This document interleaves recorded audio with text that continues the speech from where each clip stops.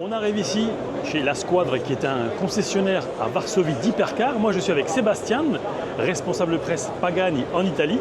Bonjour Sébastien. Bonjour. Alors est-ce que tu pourrais nous présenter l'hypercar qui est derrière toi s'il te plaît? Avec plaisir. Donc ici je vous présente la Zonda R qui est un modèle de 2009. Donc c'est une voiture qui est uniquement homologuée pour la piste. Chez Pagani Automobili, les voitures R sont synonymes avec une voiture laboratoire, ce qui nous permet de toujours tester de nouveaux matériaux mécaniques.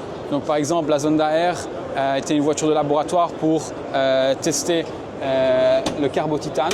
Donc c'est la première voiture au monde qui a une monocoque en titane, carbotitane. Donc ce sont des filaments de titane cousus dans le carbone. Et en fait, ce qui rend la voiture beaucoup plus rigide, mais aussi beaucoup plus légère. Donc, c'est une voiture qui pèse 1070 kg et qui, grâce à cette monocoque en carbotitane, pèse 30 kg en moins. D'autres innovations qu'on a amenées sur la Zonda R sont par exemple tous les boulots en titane. Donc c'est la première fois qu'on a utilisé ce matériau pour la boulonnerie. Un autre développement qu'on a amené spécifiquement pour la Zonda R, c'est la nouvelle boîte de vitesse X-Track Racing en horizontal, séquentielle, faite entièrement en magnésium. Donc vraiment une boîte de vitesse de voiture de course. Et plus ou moins on a développé 3200 pièces spécifiques pour la Zonda R, comparé à une Zonda de route. Donc il faut savoir que toutes ces innovations ont été amenées sur la Huayra Coupé qui a été présentée 2 ans successivement à la Zonda R.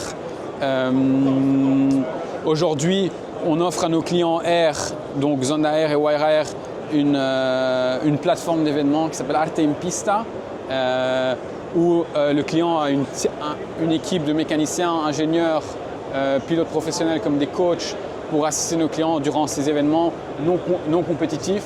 Donc notre philosophie derrière Arte in Pista, c'est être toujours en compétition avec soi-même et toujours améliorer ses skills de pilote.